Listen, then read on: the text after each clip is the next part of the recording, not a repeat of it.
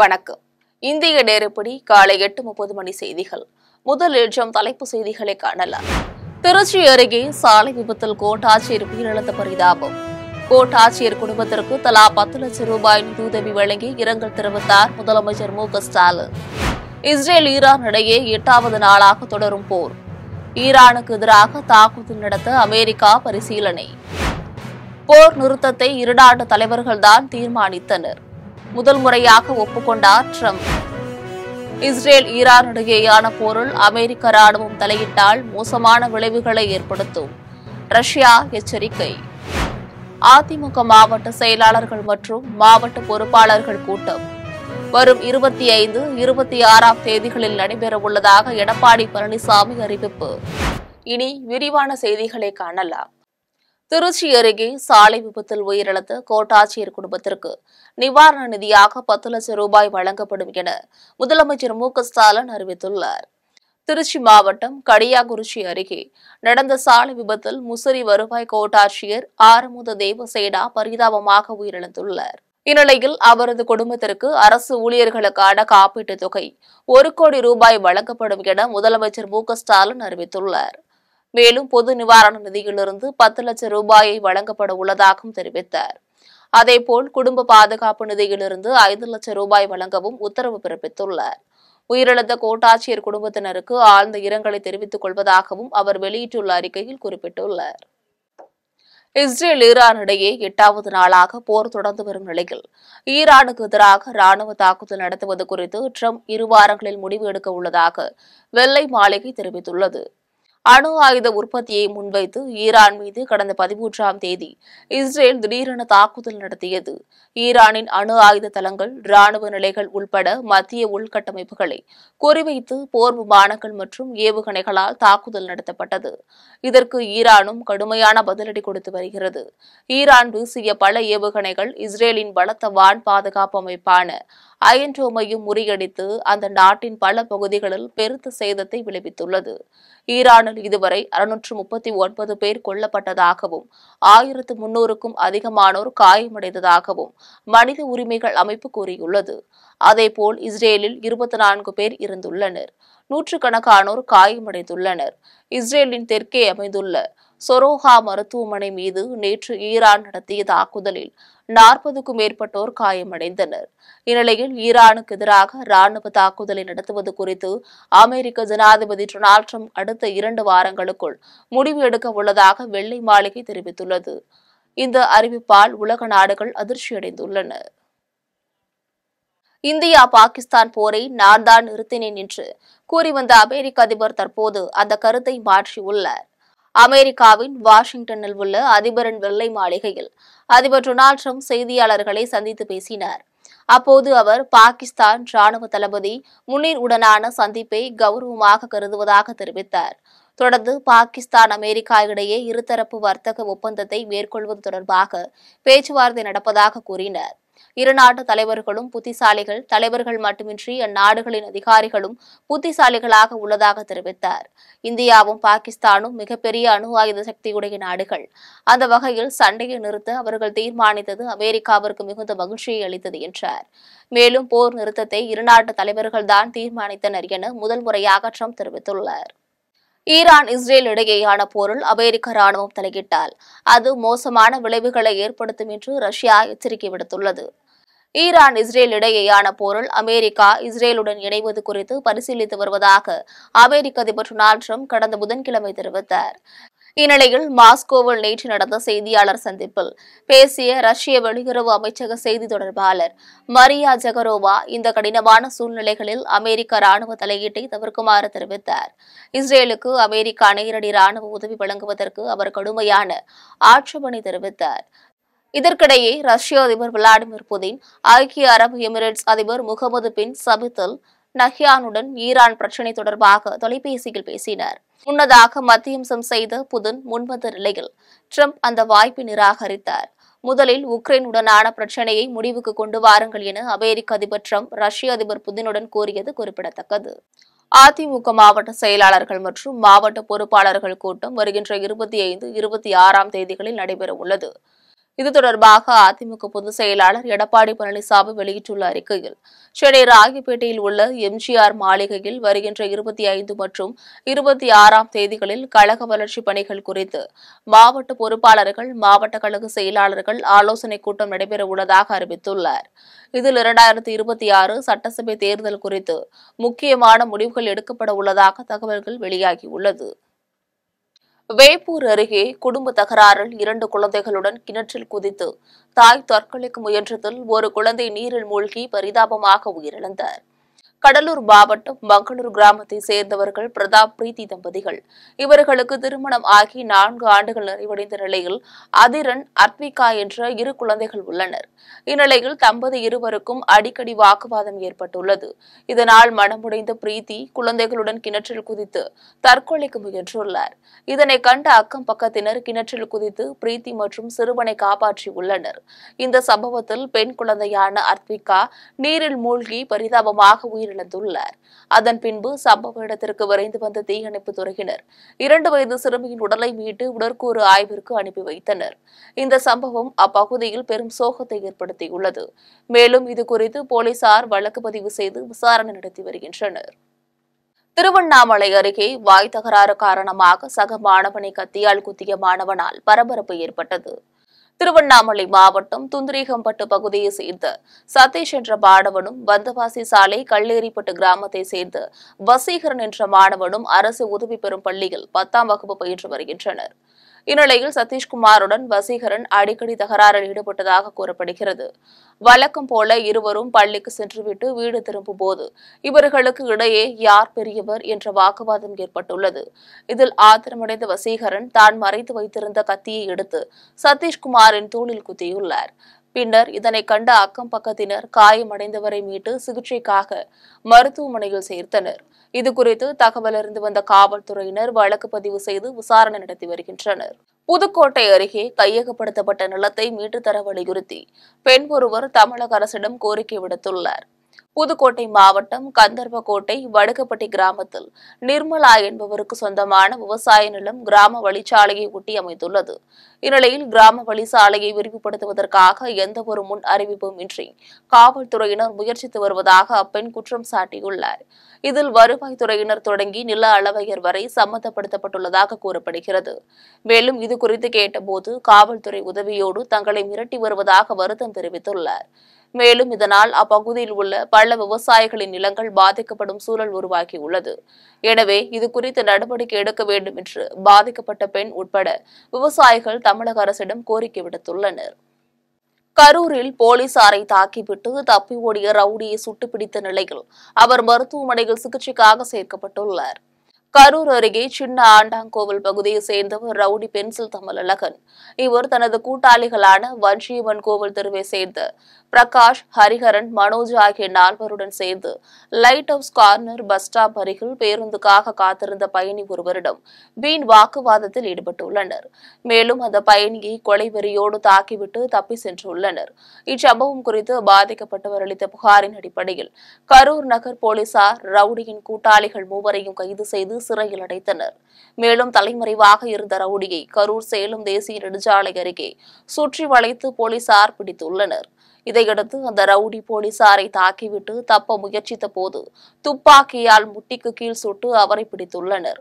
அதனைத் தொடர்ந்து குற்றவாளி தமிழழகன் நீதிபதி முன்பு ஆஜர்படுத்தப்பட்டு நீதிமன்ற காவலுக்கு அனுப்பப்பட்ட நிலையில் சிகிச்சைக்காக மருத்துவமனையில் சேர்க்கப்பட்டுள்ளார். போலீசார் சுட்டு பிடிக்கப்பட்ட பிரபல ரவுடி பென்சில் தமிழழகன் மீது கொலை, வழிப்பறி, அடிதடி உட்பட 10க்கும் மேற்பட்ட வழக்குகள் நிலுவையில் உள்ளது குறிப்பிடத்தக்கது.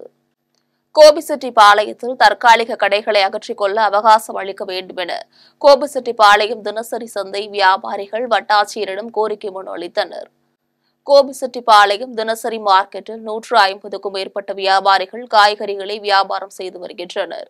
இந்நிலையில் நகராட்சி சார்பில் வியாபாரிகளுக்காக கட்டப்பட்டுள்ள புதிய சந்தை வளாகத்தில் 74 கடைகள் மட்டுமே இருப்பதால் புதிய கடைகளை ஒதுக்கீடு செய்வதில் வியாபாரிகளுக்கிடையே குழப்பம் நிலவி வருகிறது. இந்நிலையில் தற்காலிக மார்க்கெட் அமைந்துள்ள வருவாய்த்துறையினருக்கு சொந்தமான இடத்தை காலி செய்து கொடுக்க அறிவிப்பு ஆணை கொடுக்கப்பட்டுள்ளதால் வட்டாட்சியர் அலுவலகத்தில் வியாபாரிகள் வட்டாட்சியரிடம் விளக்கம் அளிக்கும் நிகழ்ச்சி நடைபெற்றது. முன்னதாக தினசரி மார்க்கெட்டிலிருந்து 200க்கும் மேற்பட்ட வியாபாரிகள் ஊர்வலமாக சென்று கோபி வட்டாட்சியர் சரவணனிடம் மனு அளித்தனர். அதில் புதிய தினசரி மார்க்கெட் கட்டிடத்தில் போதுமான அடிப்படை வசதிகளை செய்து கொடுத்த பின்னர் தற்காலிக கடைகளை அகற்றிக் கொள்வதாக வியாபாரிகள் உறுதியளித்தனர். 74 கடைகள் மட்டும்தான் அமைஞ்சிருக்குங்க. மீதமுள்ள கடைகள் 91 கடைகள் பற்றாக்குறையா இருக்கு. அதுபோக படிக்கட்டு ஏறி மூட்டை கொண்டு போக முடியாத சூழ்நிலை இருக்குங்க. கீழே தண்ணீர் வருதுங்க, தண்ணீர் ஊறிக்கொண்டு இருக்கிறது. அடிப்படை பார்க்கிங் வசதி கிடையாதுங்க, குடிநீர் வசதி இல்லை, இன்னும் கழிவறை வசதி இன்னும் ஏற்படுத்தப்படாமல் இருக்குங்க. இதெல்லாம் கொஞ்சம் கொஞ்சம் குறைபாடுகள் அதிகமாக இருக்கிறதுனாலங்க அதையெல்லாம் நிறைவேற்றி தரும் பட்சத்தில் நாங்கள் அந்த மார்க்கெட்டுக்கு நாங்கள் மாற்றி செல்வதற்காக தயாராக இருக்கிறோங்கிறத அது வரைக்கும் இங்கேயே நீடிச்சு எங்களுக்கு கடைகள் அமைச்சு கொடுக்குமாறு வருவாய்த்துறைக்கு மனு கொடுக்க வந்திருக்கிறோம். ஆத்தூர் அருகே மல்லியக்கரை காவல் நிலையத்தில் அளித்த புகாரின் பெயரில் விசாரணைக்கு அழைக்கப்பட்ட போது துணை ஆய்வாளர்களிடம் ரகளையில் ஈடுபட்ட தந்தை மகனை காவல்துறையினர் கைது செய்தனர். சேலம் மாவட்டம் ஆத்தூர் அடுத்த களரம்பட்டியை சேர்ந்த நிவேதாவின் கணவர் வெளிநாட்டில் பணிபுரிந்து வரும் நிலையில் வீட்டின் மின் கட்டணம் செலுத்துவது தொடர்பாக மாமியார் லட்சுமிக்கும் மருமகள் நிவேதாவிற்கும் இடையே தகராறு ஏற்பட்டது. இதுகுறித்து லட்சுமி மல்லியக்கரை காவல் நிலையத்தில் புகார் அளித்தார். புகாரின் அடிப்படையில் துணை ஆய்வாளர் கண்ணதாசன் என்பவர் விசாரணைக்கு வரும்படி நிவேதாவை அளித்துள்ளார். காவல் நிலையத்திற்கு வந்த நிவேதா துணை ஆய்வாளர் கண்ணதாசனிடம் எதற்காக என்னை விசாரணைக்கு அளித்தீர்கள் என கூறி வாக்குவாதம் செய்ததோடு கண்ணதாசனின் சட்டை பிடித்து இழுத்ததாக கூறப்படுகிறது. மேலும் மற்றொரு துணை ஆய்வாளர் செல்வராஜ் இதுகுறித்து கேட்டபோது நிவேதாவின் தந்தை பரமசிவம் செல்வராஜிடம் வாக்குவாதத்தில் ஈடுபட்டு தோள்பட்டையை கடித்துள்ளார். இதில் காயமடைந்த துணை ஆய்வாளர் செல்வராஜ் ஆரம்ப சுகாதார நிலையத்தில் சிகிச்சைக்காக அனுமதிக்கப்பட்டுள்ளார். இதனையடுத்து 4 பிரிவுகளின் கீழ் வழக்கு பதிவு செய்த காவல்துறையினர் தந்தை மகள் இருவரையும் கைது செய்தனர். கெங்கவள்ளி அருகே தனிநபர்கள் ஆக்கிரமிப்பு செய்திருந்த 2 ஏக்கர் அரசு நிலத்தை வருவாய்த்துறையினர் மீட்டனர். சேலம் மாவட்டம் கெங்கவள்ளி அடுத்த ஆணையம்பட்டி ஊராட்சிக்குட்பட்ட புதூர் கல்லுடைச்சான் கொட்டகை பகுதியில் 2 ஏக்கர் அரசு நிலத்தினை தனிநபர்கள் ஆக்கிரமிப்பு செய்துள்ளதாக வந்த புகாரின் அடிப்படையில் வருவாய்த்துறையினர் நிலத்தை அளவீடு செய்தனர். அதில் தனிநபர்கள் அரசு நிலத்தை ஆக்கிரமிப்பு செய்தது தெரியவந்தது. இதனையடுத்து நீதிமன்ற உத்தரவின்படி ஆக்கிரமிப்பு செய்யப்பட்ட 2 ஏக்கர் அரசு நிலத்தினை வட்டாட்சியர் தலைமையிலான வருவாய்த்துறையினர் மீட்டனர். மேலும் அங்கு அசம்பாவிதங்கள் எதுவும் ஏற்படாமல் இருக்க காவல்துறையினர் பாதுகாப்பு பணியில் ஈடுபட்டனர். புதுச்சேரியில் ஆளுநராக பதவியேற்றவுடன் நான் சென்ற முதல் இடம் முருகன் கோவில் என்றும் அதை கட்டியவர் ஒரு இஸ்லாமியர் என்றும் வெவ்வேறு தெய்வங்களை வழிபட்டாலும் நாம் அனைவரும் பண்பாட்டு ரீதியில் சகோதரத்துவத்துடன் வாழ்ந்து வருகிறோம் என்று மதுரையில் துணைநிலை ஆளுநர் கைலாஷ்நாதன் தெரிவித்தார். மதுரையில் ஜூன் 22ஆம் தேதி முருக பக்தர்கள் மாநாடு நடைபெற உள்ளது. மாநாடு முன்னேற்பாடுகள் பணிகள் தீவிரமாக மேற்கொள்ளப்பட்டு வரும் நிலையில் பல்வேறு இந்து அமைப்பை சார்ந்த தலைவர்கள் மாநாட்டு திடலுக்கு தினமும் வருகை தந்த வண்ணம் உள்ளனர். இந்நிலையில் புதுச்சேரி துணைநிலை ஆளுநர் கைலாசநாதன் முருக பக்தர் மாநாடு நடைபெறும் திடலுக்கு வருகை புரிந்தார். அதன் பின்னர் புதுச்சேரி துணைநிலை ஆளுநர் கைலாசநாதன் செய்தியாளர்களை சந்தித்து பேசினார். அப்போது புராணங்களை தாண்டி முருகன் தமிழ் கடவுள் என்றும் தமிழர் அதிகம் வழிபடும் கடவுள் முருகன் என்றும் என்னுடைய குல தெய்வமும் முருகன் தான் என்றும் தெரிவித்தார். மேலும் புதுச்சேரியில் ஆளுநராக நான் பதவியேற்றவுடன் நான் சென்ற முதல் இடம் முருகன் கோவில் எனவும் அதை கட்டியவர் ஒரு இஸ்லாமியர் எனவும் வெவ்வேறு தெய்வங்களை வழிபட்டாலும் நாம் அனைவரும் பண்பாட்டு ரீதியில் சகோதரத்துவத்துடன் வாழ்ந்து வருகிறோம் எனவும் புதுச்சேரி துணைநிலை ஆளுநர் கைலாசநாதன் தெரிவித்தார். சிவனுக்கு மகனாக பிறந்தவர் என்று புராணங்கள் எல்லாம் ஒரு பக்கம் இருக்கட்டும், அதையெல்லாம் தாண்டி முருகன் ஒரு தமிழ் கடவுள். இந்திய சப்கான்டினில் மிக பழைய காலத்திலிருந்து இங்கிருந்த மக்கள் தமிழர்கள் வழிபட்ட முக்கியமான தெய்வம் முருகன். அவரை அதிகம் வழிபட்டவர்கள் தமிழர்கள். தமிழர்கள் அதிகம் வழிபடும் கடவுள் முருகன் என்பது என்னுடைய எண்ணம். நான் என்னுடைய சிறு வயதில் பள்ளி பருவத்திலிருந்து தமிழ்நாட்டில் நான் படித்தேன், வளர்ந்தேன். முக்கியமாக என்னுடைய குலதெய்வம் முருகன் தான். முருகனுக்கு உரிய நாட்களில் இன்றும் எங்கள் வீட்டில் சிறப்பு பூஜை நடக்கும். எனக்கு முருக கடவுள் மீது தனிப்பட்ட பக்தியும் நம்பிக்கையும் உண்டு. அதனால்தான் இன்னைக்கு இங்கே வந்திருக்கிறேன். மதுராந்தகம் அடுத்த பெரும்பாக்கம் கிராமத்தில் உள்ள திரௌபதி அம்மன் திருக்கோவிலில் நடைபெற்ற விழாவில் தபசு மரத்தில் ஏறி ஒற்றை காலில் நின்று தவம் செய்து அர்ஜுனன் வீசிய எலும்புச்சை கனிகளை பெண் பக்தர்கள் தன்னுடைய செயலி முந்தானையில் பிடித்தனர். செங்கல்பட்டு மாவட்டம் மதுராந்தகம் அடுத்த பெரும்பாக்கம் கிராமத்தில் அமைந்துள்ள திரௌபதி அம்மன் திருக்கோவிலின் திருவிழா வைகாசி மாதம் 25ஆம் தேதி கொடியேற்றத்துடன் துவங்கப்பட்டு ஆண்டுதோறும் 18 நாட்கள் அக்னி வசந்த மகாபாரத பெருவிழா விமரிசையாக நடைபெறுவது வழக்கம். அதன்படி இந்த ஆண்டு விழாவில் தினம்தோறும் சொற்பொழிவு மற்றும் மகாபாரத தெருக்கூத்து நாடகம் நடைபெற்று வருகிறது. இதில் முக்கிய நிகழ்ச்சியான அர்ஜுனன் தபசு நடைபெற்றது. இதில் அர்ஜுனன் வேடமிட்ட நாடக கலைஞர் 90 அடி உயரம் கொண்ட தபசு மரத்தில் ஏறி ஒற்றை காலில் சூரிய பகவானை நோக்கி தபம் செய்த பின்னர் தபசு மரத்திலிருந்து அவர் கொண்டு சென்ற எலும்புச்சை கனிகளை வீசினார். இந்நிலையில் திருமணம் ஆகாதவர், நீண்ட நாட்களாக குழந்தை பாக்கியம் இல்லாதவர்கள், குடும்பத்தில் உள்ள பிரச்சனைகள் எதுவாக இருந்தாலும் நீங்கிவிடும் என்பது ஐதீகம்.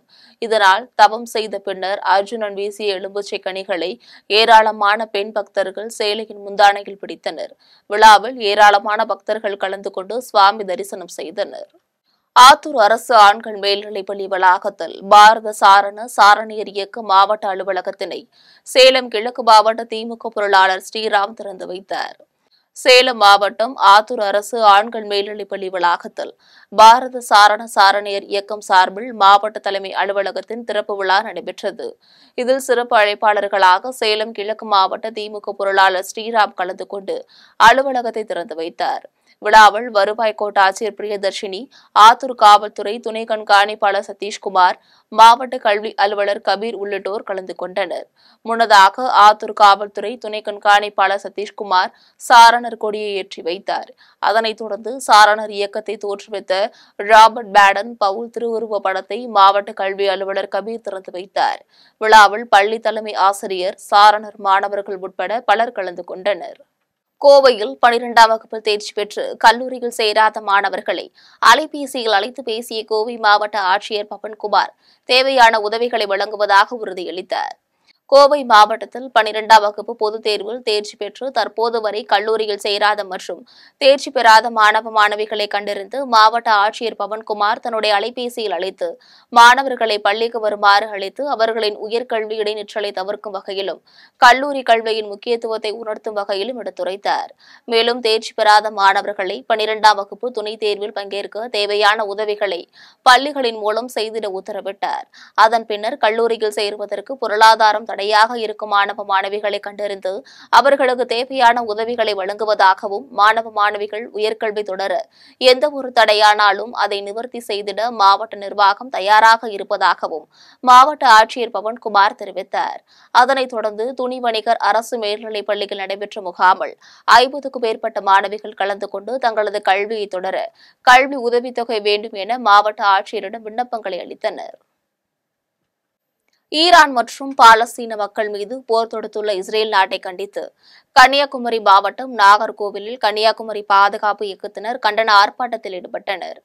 ஈரான் மீது இஸ்ரேல் தாக்குதல் நடத்தியதைத் தொடர்ந்து இஸ்ரேல் ஈரான் இடையே 6 நாட்களாக ஏவுகணை தாக்குதல் நடைபெற்று வருகிறது. இதேபோன்று பாலஸ்தீன மக்களுக்கு எதிராக இஸ்ரேல் பல்வேறு போர்க்குற்றங்களை செய்து வருவதாக பலதரப்பட்ட மக்கள் குற்றம் சாட்டி வருகின்றனர்.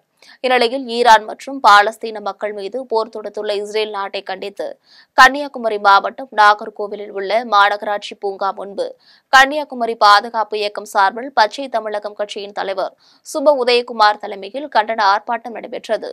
இதில் பல்வேறு அமைப்புகளை சேர்ந்த நிர்வாகிகள் பங்கேற்று இஸ்ரேல் நாட்டிற்கு எதிராக கோஷமிட்டு தங்கள் எதிர்ப்பை வெளிப்படுத்தினர். அப்போது இஸ்ரேல் பிரதமர் பெஞ்சமின் நெதன்யாகு போர் குற்றவாளி என அறிவித்து அவர் மீது நடவடிக்கை எடுக்க வேண்டும், காசாவில் உள்ள அனைத்து விதமான உதவிகளும் சென்று சேர உலக நாடுகள் நடவடிக்கை எடுக்க வேண்டும், உடனடியாக போரை நிறுத்த வேண்டும் என்பன உள்ளிட்ட பல்வேறு கோரிக்கைகளை வலியுறுத்தினர். இது தொடர்பாக சுப உதயகுமார் செய்தியாளர்களிடம் தெரிவிக்கையில், ஆரணி அடுத்த வெள்ளேரி கிராமத்தில் உள்ள ஏரியில் அதிகாரிகள் லஞ்சம் பெற்றுக் கொண்டு மணல் மாஃபியாக்களுக்கு ஏரி மண்ணை தாரை வார்ப்பதாக கிராம மக்கள் குற்றம் சாட்டுகின்றனர். திருவண்ணாமலை மாவட்டம் ஆரணி அடுத்த வெள்ளேரி கிராமத்தில் உள்ள ஏரியில் வண்டல் மண் அள்ளுவதற்கு ஆரணி வட்டார வளர்ச்சி அலுவலர் உரிமம் வழங்கியதாக கூறப்படுகிறது. ஆனால் உரிமத்தை மீறி மணல் மாஃபியாக்கள் திமுக புள்ளிகளை கையில் வைத்துக் கொண்டு அளவிற்கு அதிகமான ஏரி மண் கடத்தலில் ஈடுபடுவதாகவும் அதிகாரிகள் லஞ்சம் பெற்றுக்கொண்டு இதனை கண்டும் காணாமல் மணல் மாஃபியாக்களுக்கு ஏரி மண்ணை தாரை வார்க்கின்றனர் எனவும் காவல்துறையினர் கும்பகர்ணன் தூக்கத்தில் இருப்பதாகவும் கிராம மக்கள் குற்றம் சாட்டுகின்றனர். குடியாத்தம் தொகுதியில் திமுக அரசு 4 ஆண்டு கால சாதனை விளக்க பொதுக்கூட்டம் நடைபெற்றது. வேலூர் மாவட்டம் குடியாத்தம் வடக்கு ஒன்றிய திமுக இளைஞரணி சார்பில் திமுக அரசின் சாதனை விளக்க பொதுக்கூட்டம் நேருஜி நகர் பகுதியில் நடைபெற்றது. கூட்டத்தில் அணைக்கட்டு சட்டப்பேரவை உறுப்பினர் நந்தகுமார் கலந்து கொண்டு திமுக அரசின் சாதனைகளை குறித்து பேசினார். அப்போது மக்களுக்கு அடிப்படை வசதிகளை மேம்படுத்தியது திமுக அரசு என்றும், வீடு இல்லாதவர்களுக்கு விரைவில் அரசின் வீட்டுமனை பட்டா வழங்கப்படும் என்றும், விடுபட்டவர்கள் கலைஞர் உரிமை தொகை பெறுவதற்கு ஜூலை மாதம் முதல் விண்ணப்பம் செய்யலாம் என்றும் தெரிவித்தார்.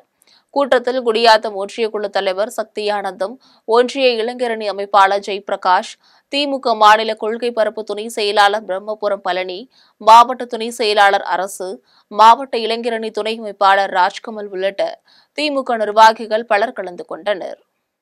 குடியாத்தம் காங்கிரஸ் நெசவாளர் அணி சார்பில் நடைபெற்ற ராகுல் காந்தியின் பிறந்தநாள் விழாவில் ஏழை எளியோர்களுக்கு நலத்திட்ட உதவிகள் வழங்கப்பட்டது.